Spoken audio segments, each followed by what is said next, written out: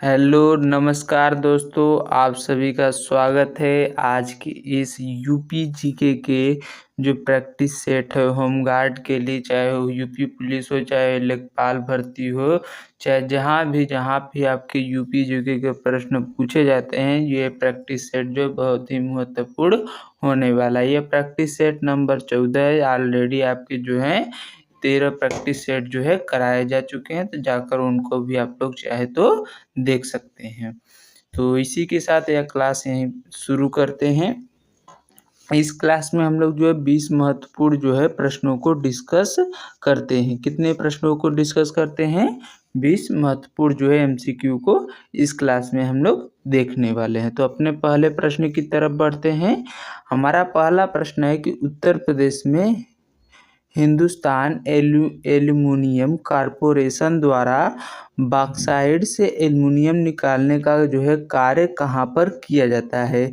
बहराइच में, रेणुकूट, सोनभद्र में, हमीरपुर में या फिर ललितपुर में। तो बॉक्साइट से जो है एल्युमिनियम निकालने का काम जो है बात करें तो आपके रेणुकूट सोनभद्र में किया जाता है। कहाँ पर किया जाता है?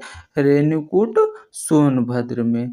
वहीं बात करें आपका रॉक फास्फेट कहाँ से प्राप्त होता है, तो रॉक फास्फेट आपके ललितपुर से प्राप्त होता है। कौन सा चीज़ ललितपुर से प्राप्त होता है? Rock phosphate. क्या प्राप्त होता है? फास्फेट जो है वो ललितपुर जो है यहाँ से प्राप्त होता है। कहाँ से प्राप्त होता है? तो ललितपुर से। वहीं बात करें हमीरपुर से क्या प्राप्त होता है, तो हमीरपुर से जो है सेल खड़ी जो है प्राप्त होता है। सेल खड़ी का उपयोग जो है सिंधु घाटी सभ्यता में जो है मुहरे बनाने के लिए अधिकतर रूप में किया जाता था। यहाँ पर से क्या प्राप्त होता है? हमीरपुर से सेल खड़ी प्राप्त होता है। वहीं बात करें आपके बहराइच से क्या प्राप्त होता है, तो बहराइच से क्या प्राप्त होता है आप लोग कमेंट में जो है इसका जवाब हमें दीजिएगा। इसी के साथ अगले प्रश्न की तरफ बढ़ जाते हैं। अगला प्रश्न हमारा है कि उत्तर प्रदेश खनिज नीति 1998 के संदर्भ में निम्न में से कौन सा कथन गलत है? यानी इसके बारे में कौन सा जो है कथन गलत है? नीति की घोषणा जो है 29 दिसंबर सन 1998 को हुई थी, या फिर प्रदेश के 14 जिलों में खनिज बहुमूल्य घोषित किया गया है, या फिर खनिज विकास को उद्योग का दर्जा दिया गया है, या फिर खनिज उत्पादन में राज्य का 10वां स्थान है। इसमें से कौन सा जो है कथन गलत है? तो बात करें आपका जो है खनिज उत्पादन में जो है राज्य का 10वां स्थान, ये पूरी तरह से राइट है। खनिज विकास को उद्योगों का दर्जा दिया गया, ये भी राइट है। वहीं बात करें प्रदेश के 14 नहीं 12 जिलों का, कितने जिलों को? 12 जिलों को जो है वो बहुमूल्य खनिज जो है जिला घोषित किया गया है। तो ऑप्शन नंबर बी जो है वह रॉन्ग है। तो इसी के साथ जो है प्रश्न के अनुसार यह सही हो जाएगा। ये भी आपका पूरी तरह से राइट है। इसी के साथ अगले प्रश्न में बढ़ते हैं। अगला प्रश्न हमारा है कि उत्तर प्रदेश का कौन सा जिला खनिज के संचित भंडार की दृष्टि से सबसे समृद्ध है? यानी सबसे समृद्ध जिला की बात की जाए तो क्या आपका मिर्जापुर है, सोनभद्र है, बांदा या फिर ललितपुर है? तो संचित भंडार की दृष्टि से जो है सोनभद्र जिला जो है उत्तर प्रदेश का सबसे समृद्ध जिला है। प्रदेश का सबसे दक्षिणतम जिला भी है, जो है 4 स्टेट की सीमाओं के साथ जो है 4 स्टेट जो हैं उनके साथ सीमा भी साझा करता है। ललितपुर की बात करें तो यहाँ के सोनराय क्षेत्र से तांबा प्राप्त होता है, यहाँ से यूरेनियम भी प्राप्त होता है। बांदा से बात करें तो बांदा से आपका जो है गेरू जो है उसको जो है खनन के द्वारा निकाला जाता है। किसको? गेरू को। इसी के साथ अगले प्रश्न में बढ़ जाते हैं। अगला प्रश्न हमारा है कि प्रदेश के किस जिले में सिलीमिनाइट का लघु भंडार मिलता है? सिलीमिनाइट का लघु भंडार क्या? मिर्जापुर में, ललितपुर में, सोनभद्र या फिर उन्नाव में? तो सिलीमिनाइट जो है इसका जो है लघु भंडार जो है आपके सोनभद्र जिले में मिलता है। कहाँ पर मिलता है? सोनभद्र में मिलता है। वहीं बात की आपके डोलोमाइट की, तो सोनभद्र, मिर्जापुर और चंदौली जिलों में डोलोमाइट जो है देखने को मिलता है। इसी के साथ अगले प्रश्न में बढ़ते हैं। अगला प्रश्न हमारा है कि खिलौने एवं बर्तन बनाने में प्रयोग किया जाने वाला चाइना क्ले जो है खनिज उत्तर प्रदेश के किस जिले से जो है प्राप्त किया जाता है। यानी चाइना क्ले जो है जिसको हम खिलौना बर्तन बनाने में उपयोग करते हैं, उसका जो है क्या बांदा और सोनभद्र से प्राप्त होता है, ललितपुर, हमीरपुर से, या फिर मिर्जापुर और वाराणसी से, या फिर उन्नाव और चंदौली जिले से प्राप्त होता है। तो चाइना क्ले की बात की जाए तो आपके बांदा और सोनभद्र जिले से जो है इसको प्राप्त किया जाता है। वहीं बात करें प्लेटिनम जो है ललितपुर से प्राप्त होता है। ग्रेनाइट की बात करें तो ललितपुर, महोबा, हमीरपुर, झांसी और बांदा जनपद से जो है इसको खनन के माध्यम से निकाला जाता है। संगमरमर जो है मिर्जापुर और सोनभद्र जनपद से जो है प्राप्त किया जाता है। इसी के साथ अगले प्रश्न में बढ़ जाते हैं। अगला प्रश्न हमारा है कि 1836 ईस्वी में आगरा प्रेसिडेंसी का नाम बदलकर क्या रखा गया। तो आगरा प्रेसिडेंसी का नाम बदलकर क्या पश्चिमोत्तर प्रांत रखा गया, उत्तर पश्चिमी प्रांत रखा गया, संयुक्त प्रांत रखा गया, फिर दक्षिण प्रांत रखा गया। तो 1836 ईस्वी में आगरा प्रेसिडेंसी का नाम बदलकर उस उत्तर पश्चिम जो है प्रांत रखा गया। कब? 1836 में। वही बात करें 1877 ईस्वी में उत्तर पश्चिमी प्रांत आगरा और अवध कर दिया गया उत्तर पश्चिमी प्रांत से बदलकर। और 1902 में बात करें तो 1902 में इसका नाम जो है संयुक्त प्रांत आगरा और अवध जोड़ दिया गया था। क्या जुड़ा था? आगरा और अवध जो इसमें जुड़ा था। क्या जुड़ा था? आगरा और अवध। और 1937 में बात करें, यहाँ पर दो है ना, 1937 में पूर्ण रूप से क्या हुआ? संयुक्त प्रांत हो गया। और उसके बाद 24 जनवरी सन 1950 को जो है उत्तर प्रदेश इसका नाम रख दिया गया था। इसी के साथ अगले प्रश्न में बढ़ते हैं। अगला प्रश्न हमारा है कि उत्तर पश्चिमी प्रांत आगरा एवं अवध के क्षेत्र को कब से कब तक संयुक्त प्रांत कहा जाने लगा। यानी कब से जो है संयुक्त प्रांत जो है इसको आगरा अवध संयुक्त प्रांत कहा जाने लगा। क्या यहाँ पर क्या है 1977 से, या फिर 1877 से, 1890 से, 1902 से, या फिर 1919 से। तो इसको कब से कहा जाने लगा था? उत्तर पश्चिमी प्रांत आगरा और अवध, तो 1902 से जो है इसको कहा जाने लगा। कब से कहा जाने लगा था? 1902 से। आगरा जो है आगरा कब से कब तक था? तो 1836 से 1858 था। 1858 से 1921 तक जो है इसकी राजधानी कहाँ पर बनाई गई थी? प्रयागराज बनाई गई थी। और 1921 से 1935 तक की बात करें तो लखनऊ को आंशिक रूप से, और 1935 से अब तक जो है इसकी राजधानी क्या है? लखनऊ को पूर्ण रूप से बना दिया गया है। इसी के साथ अगले प्रश्न की तरफ बढ़ जाते हैं।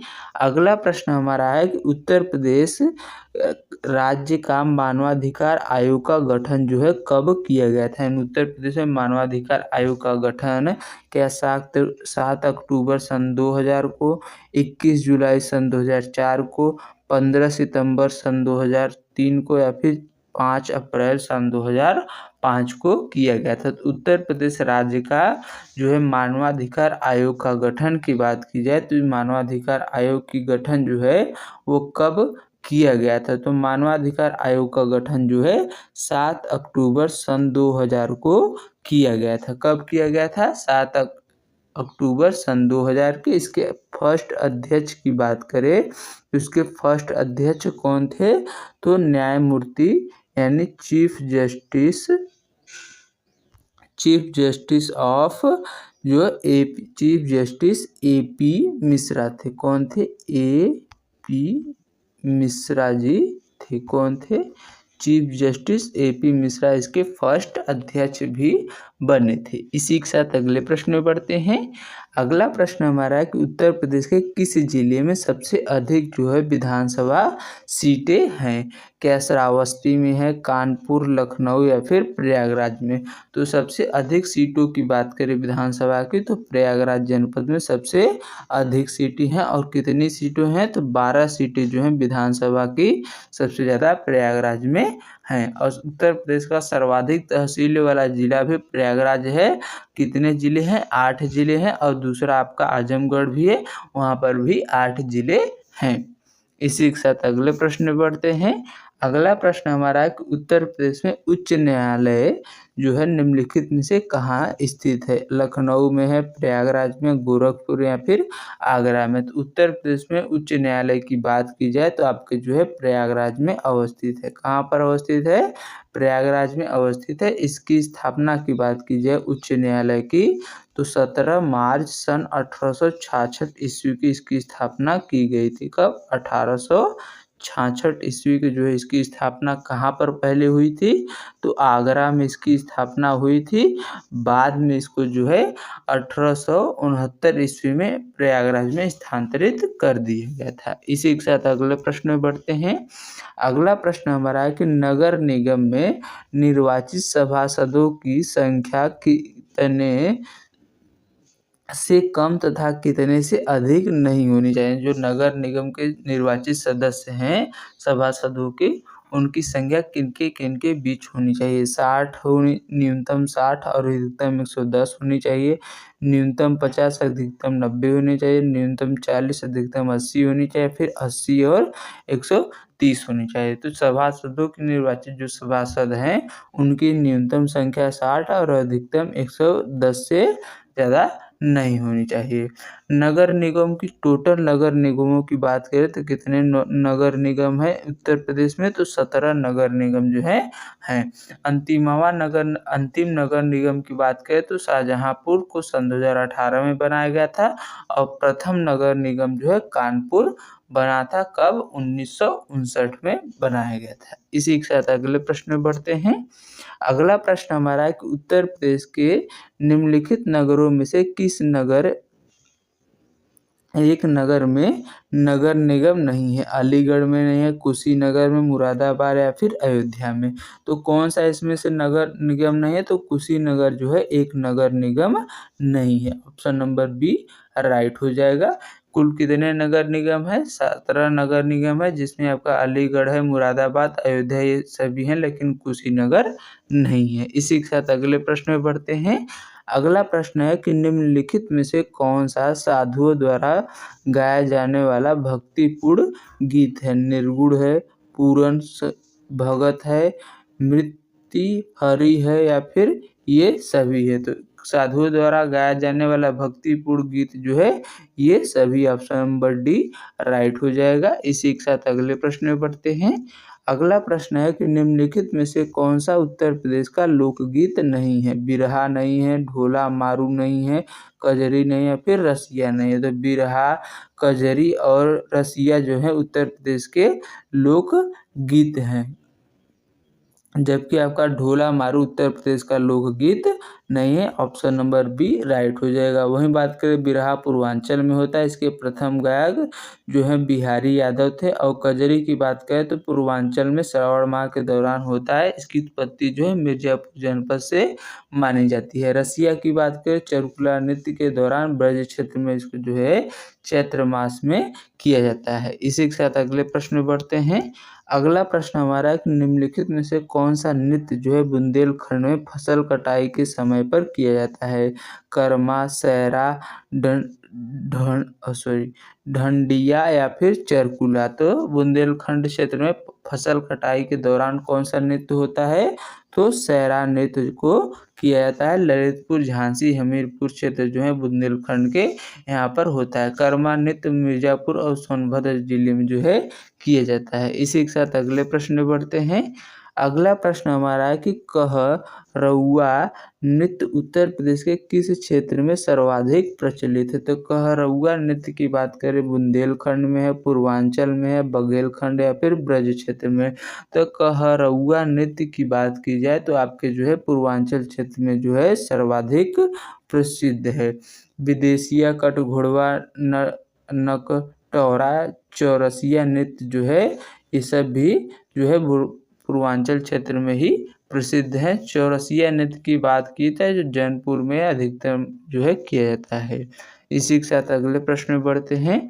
अगला प्रश्न है कि उर्दू कवि मिर्जा गालिब तथा संगीतज्ञ उस्ताद फैयाज खां का जन्म स्थान कौन सा है? लखनऊ है, आगरा है, बाराबंकी या फिर मेरठ है? तो इनका जन्म स्थान की बात की जाए, इनका जन्म स्थान कहाँ है? तो आगरा इन दोनों का जन्म स्थान है। इसी के साथ अगले प्रश्न में बढ़ते हैं। अगला प्रश्न हमारा है कि हिंदू मुस्लिम एकता के प्रतीक सुलह कुल उत्सव का आयोजन जो है कहाँ पर किया जाता है? आगरा में, अलीगढ़ में, इटावा में या फिर बाराबंकी में? तो सुलह कुल जो है उत्सव है इसका आयोजन की बात की जाए तो इसका आयोजन आगरा में किया जाता है। कहाँ पर आयोजन होता है? आगरा में। आगरा में ही राम बारात उत्सव है, ताज महोत्सव ये भी सेलिब्रेट किए जाते हैं। इसी के साथ अगले प्रश्न में बढ़ते हैं। अगला प्रश्न हमारा है कि राधा स्वामी मत का मुख्य केंद्र दयाल बाग उत्तर प्रदेश के किस जिले में स्थित है? प्रयागराज में है, वाराणसी में है, देवरिया में या फिर आगरा में है? तो राधा स्वामी मत का मुख्य केंद्र की बात की जाए दयाल बाग जो है वो कहाँ पर अवस्थित है? तो आपके आगरा में अवस्थित है। कहाँ पर अवस्थित है? आगरा में। इसकी स्थापना की बात की जाए तो इसकी स्थापना कब हुई? तो 1861 AD में जो है इसकी स्थापना की गई थी और इसके जो संस्थापक कौन थे? तो शिव दयाल खत्री इसके संस्थापक थे। इसी के साथ अगले प्रश्न में बढ़ते हैं। अगला प्रश्न है कि वाराणसी स्थित वर्तमान विश्वनाथ मंदिर का निर्माण किसके द्वारा जो है करवाया गया था? रानी अहिल्याबाई होलकर ने या फिर हरिश्चंद्र ने या फिर रानोजी सिंधिया ने या फिर काशी नरेश के द्वारा? तो इस प्रश्न का जवाब जो है आप लोग हमें होमवर्क के तौर पर कमेंट बॉक्स में बताएंगे और ये भी बताएंगे कि आपके जो है 19 प्रश्नों में कितने प्रश्न जो है वो सही हुए। इसी के साथ यह क्लास यहीं पर समाप्त करते हैं। मिलते हैं आपसे नेक्स्ट क्लास में। आशा करते हैं कि आप लोग अच्छे रहेंगे और अच्छे से अपने स्टडी कर रहेंगे और नेक्स्ट क्लास में जुड़ना मत भूलिएगा। इसी के साथ इस क्लास को यहीं पर समाप्त करते हैं। आज के लिए बस इतना ही। जय हिंद, जय भारत।